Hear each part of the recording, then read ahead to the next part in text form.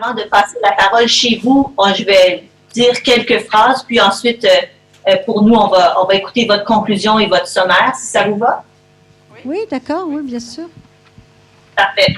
Donc, ça a été un échange intéressant aujourd'hui, puis j'ai hâte d'entendre justement votre sommaire. Je voulais mentionner que pendant notre événement aujourd'hui, drôle de coïncidence, la ministre des Aînés ici au Québec, Mme Marguerite Blais, a fait une annonce quant à un programme qui cible en soins de longue durée pour des patients en perte d'autonomie, les CHSLD, ou d'après ce que j'ai compris, c'est l'équivalent des EHPAD chez vous. Elle a fait une annonce quant à un programme qui cible la déprescription des antipsychotiques dans cette population. Puis, les résultats sont extrêmement positifs.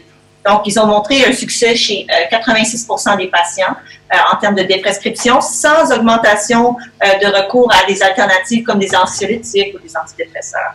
Donc, cette nouvelle est allée dans les médias ici.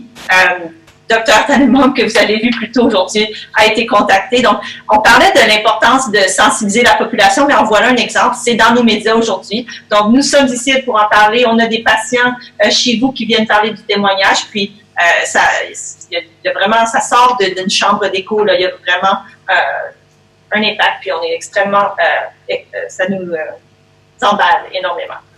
Donc, je voudrais simplement remercier la SFTG. Je vous passe la parole et je voudrais remercier tous les présentateurs qui ont fait un travail exceptionnel, tant de votre côté que du nôtre. Et j'aimerais remercier l'équipe technique de votre côté, Kim et Jenny ici, qui nous ont aidés pour la mise en place.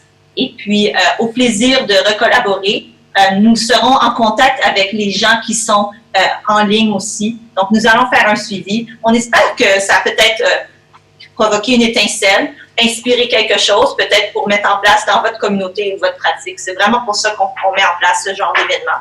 Donc, je vous passe la parole, mais je crois que si on peut créer un peu plus de ponts entre, au-delà de nos 6000 kilomètres qui nous séparent, ben, on marche dans la bonne direction. Donc, merci beaucoup et je vous laisse conclure. Merci. Merci à vous.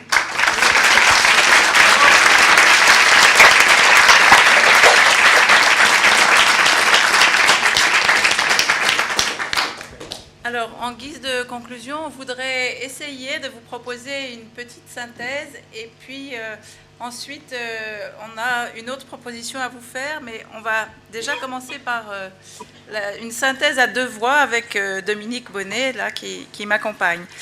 Moi, j'ai envie de dire que je trouve que j'ai beaucoup entendu parler des mots, à la fois les mots pour le dire et les mots pour le faire. Il y avait par exemple comment rédiger des questions pour les rendre accessibles aux patients, comment parler de la surmédicalisation ou de la déprescription, comment initier un dialogue autour d'un médicament. La question évidemment du mot déprescription, est-ce qu'il faut le changer, est-ce qu'il faut le garder? On nous a proposé aménager la prescription. Les Canadiens disent « ai-je besoin de ce médicament ?» Donc, on va continuer cette réflexion autour des mots. Et Cara Tannenbaum a dit aussi à un moment donné, le défi le plus important, c'est comment l'aborder. Et moi, je trouve que c'est beaucoup ce que j'ai entendu aujourd'hui, comment en parler, quels mots utiliser, et d'aller vraiment en profondeur de ce côté-là. Alors, je laisse la parole à Dominique, qui va vous dire, elle, son... Alors, moi, je retiens énormément de positifs. Tout d'abord, on a vu qu'on avait plein d'outils, à la fois à destination des patients et à destination des professionnels. Grâce à nos amis canadiens, on a des algorithmes, on a des brochures pour les patients. Il y a aussi des aspects de télémédecine chez nous, le tableau médicaments, les ordonnances justifiées. On a beaucoup d'outils. C'est pas ça qui nous manque. Ensuite, le deuxième point positif, c'est qu'il y a des axes très clairs pour nos instances sur lesquelles travailler, les tarifications, les systèmes d'information, les logiciels, les certifications de logiciels, pour vraiment appuyer la démarche.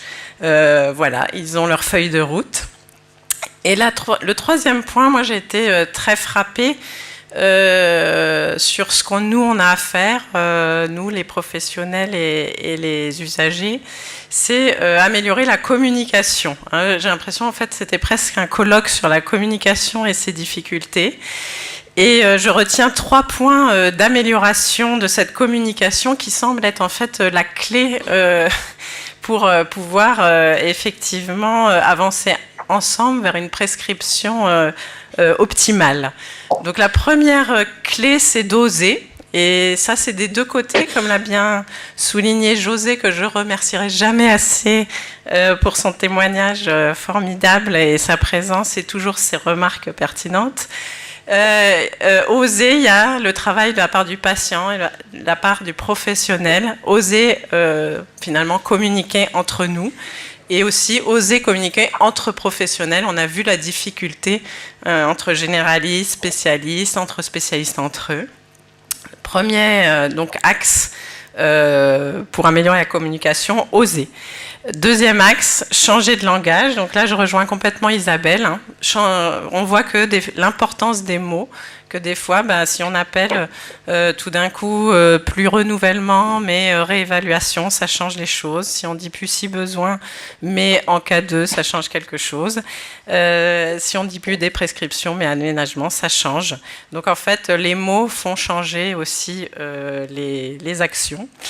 Et la troisième chose, pour améliorer la communication, en dehors de oser, de changer de langage, d'améliorer les mots, je dirais que pour moi, il y a le changement de position. On a vu, et je remercie beaucoup le dernier intervenant qui nous a bien démontré ça. C'est-à-dire que le premier frein, on a vu, c'était l'idée que le médecin se faisait de l'attente du patient. Et on a entendu beaucoup de il faut que je le persuade, faut le convaincre le patient. Après, on améliore ça en disant on identifie l'argument le plus pertinent pour lui. Et je me demande en fait si c'est pas tout simplement qu'il faudrait déjà l'écouter. Parce que si on change de position et qu'au lieu de vouloir à tout prix le convaincre, on essaye de rejoindre déjà, de comprendre ses attentes, ses besoins, on aura beaucoup plus d'alliance avec lui et on pourra nous-mêmes lui proposer quelque chose de beaucoup plus pertinent. Et donc, tout ça pourquoi ? Pour finalement travailler en équipe. Quand on disait comment agir ensemble, ensemble c'était bien sûr avec tous les professionnels mais aussi avec les usagers. Et donc, ça veut dire que l'usager, il fait partie de l'équipe. Il n'est pas juste celui qui est au centre et auprès de qui toute l'équipe se concentre, mais il fait vraiment partie de l'équipe. Et pour faire vraiment partie de l'équipe, il faut qu'on connaisse mieux ses attentes et ses besoins. Et donc, je pense que là, il y a une clé importante pour la déprescription à ce niveau-là. Voilà, je vous remercie. Et je remercie tous les intervenants. La SFTG aussi de m'avoir fait confiance pour participer au pilotage de ce colloque. Merci beaucoup.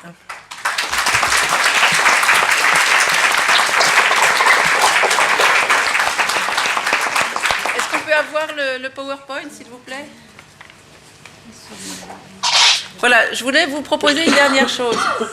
Enfin, c'est pas la dernière d'ailleurs, c'est l'avant-dernière. On aimerait vous recontacter dans 3 mois. Puisqu'on a vos mails, voilà, et vous demander quelle action vous avez effectuée pour aider à la mise en œuvre ou pour mettre en œuvre la déprescription d'un médicament. Et si vous êtes professionnel de santé, est-ce que vous avez permis la déprescription d'un médicament qui vous semblait peu utile ou trop dangereux ?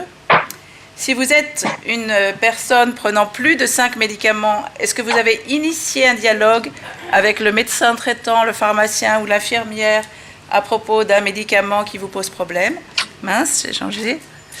Et si vous êtes décideur institutionnel, est-ce que vous avez contribué par une action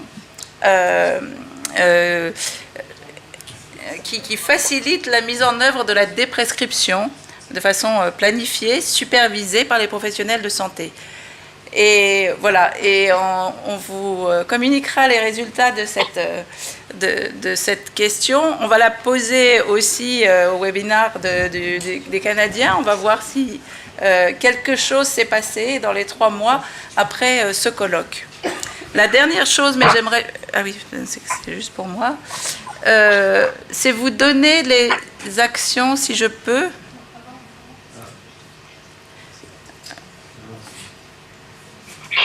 Voilà. La SFTG et d'autres, d'ailleurs, je vous propose quelques rendez-vous en 2019. D'abord, le colloque sur et sous-médicalisation, sur diagnostic, sur traitement, qui est organisé à Bobigny par le groupe Princeps, qui a contribué aussi qui a permis la réalisation de notre colloque. Donc, ça aura lieu les 17 et 18 mai 2019. Et puis, 2 DPC aussi, donc 2 programmes de développement professionnel continu de la SFTG. Un qui s'appelle « Prévenir la surmédicalisation et les risques qu'elle induit par des prises de décision éclairées par la science et partagées avec le patient ». Ça, ce sera en septembre. Et puis, un DPC pluriprofessionnel sur l'optimisation de la prescription médicamenteuse du sujet âgé, hommage, ça s'appelle, et dont la date et les lieux peuvent être demandés, c'est-à-dire si dans votre territoire, vous souhaitez avoir une réflexion pluriprofessionnelle sur la prescription médicamenteuse du sujet âgé, vous nous appelez et on peut organiser ça chez vous. Voilà, moi je voudrais, avant qu'on se quitte, remercier tout le monde, évidemment, alors tous ceux qui sont intervenus aujourd'hui, tous ceux qui nous ont aidés dans l'animation, Hector et Anne-Marie, dans Dominique aussi, avec, oui, de l'Omédite. Je voudrais aussi beaucoup remercier la SFTG et tout le personnel de la SFTG, et notamment Anastasia qui a fait un boulot formidable et vraiment qui a vraiment permis que ça se déroule bien. Et puis je voudrais vous remercier, vous, pour votre présence, pour le fait que vous soyez restés quand même assez nombreux longtemps. Et puis, voilà, en espérant qu'on se retrouve et qu'on puisse faire les constats que les choses vont avancer. Voilà, je vous dis au revoir.